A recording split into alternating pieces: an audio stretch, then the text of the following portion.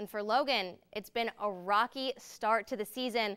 We're not used to seeing a winless Chieftain team. In fact, Logan's record at this time last year was completely opposite.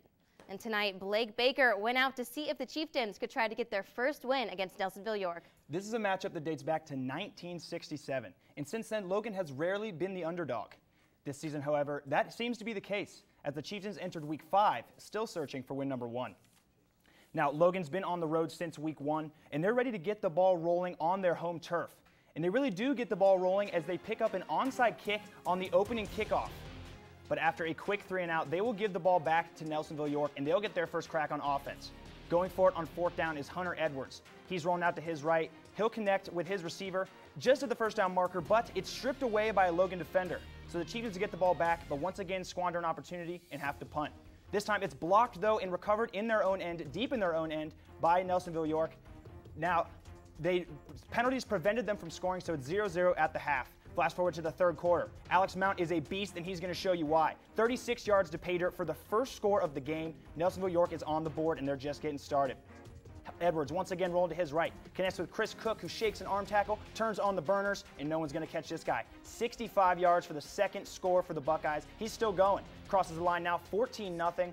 Edwards once again rolling out. This time he feels some pressure, scrambling around, looking for a safety valve, and he'll find one in a wide open Noah Andrews, who's going to make a couple guys miss, reverse field for a 35-yard touchdown, and the Buckeyes would just keep pouring it on. 2 more scores in the 4th quarter, 35-0 NY in this one. They get their 3rd win of the season against Logan.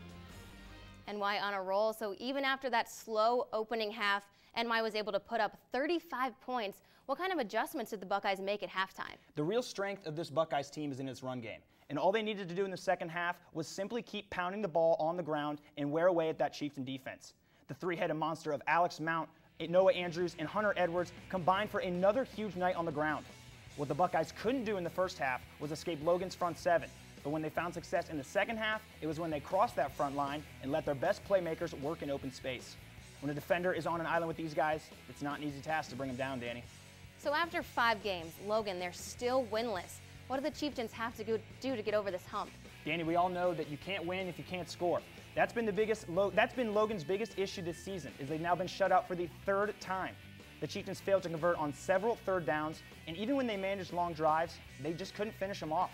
In the 3rd quarter, NY ran 11 plays and scored 21 points, while Logan ran 19 plays without finding the end zone. They have to shore up the offensive efficiency and just put points on the board. If they just do that, they'll give themselves a lot better chance at their first W. And looking ahead to next week, Nelsonville York, they're going to improve, right? Yeah, they're going to improve to 2-0 in the conference play if they beat the Marauders of Meigs in a crucial TVC Ohio matchup next week.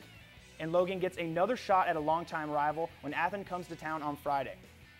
I think it is important to note that early Friday morning, legendary Nelsonville York coach Dave Boston Sr. passed away, and you could definitely tell his Buckeyes play with a lot of energy for him tonight.